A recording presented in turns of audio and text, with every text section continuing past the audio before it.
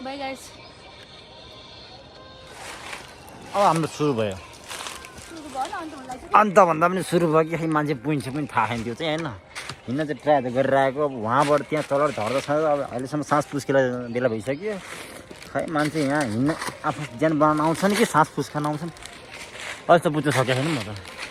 खै भन्छन् हिँडेर अब ट्याक्टो हुन्छ भने खै के मैले त आफ्नै पारा बुझेँ छैन म पनि के सोचेर हो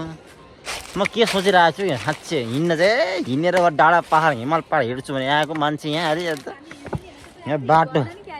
त्यो बाटो अवस्था हेरेर उहाँको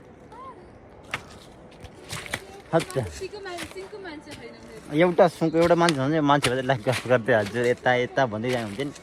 एउटा साँटो एउटा बाघ आएर खाइदिने हाम्रो थाहा पाउँदैन लाउँदैन भने एउटा बाघको बच्चा हो के देखाएको थियो चुटुक्कै पछाडिबाट त्यो के हो कि बाघ थियो कि स्याल थियो के हो थाहा भएन भन्ने आउनु त आएन होइन वन जङ्गल हेर्ने केही छैन वन जङ्गलमा अलिअलि केही त भयो देखिन्थ्यो नि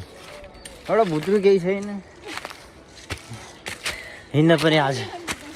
हट्यो यो बाटो हिँडेर कहिले माथि पुग्नुलाई भनौँ त ए बता बटेर मर्दियो यो ठाडो उकालो खाले अलिक सिधा बाटो भए चाहिँ हुन्थ्यो अहिले सास फुस्केर जस्तो प्राण बाहिर आइसक्यो ल्याएर मेरो त ल्याएर हालत बिजोग भिडियो पोस्ट गरेर नै कराउला मलाई त के खाना मुन्टी यस्तो भन्ने कराउला मलाई त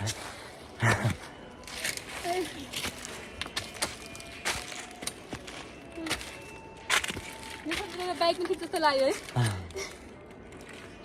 बाइकमै भयो घचक घचक गऱ्यो नि ठिकै हाम्रो अवस्थाको हालत बिजोग छ ल अहिले फिलहाल यहीँ बोल्न सकिन्छ धेरै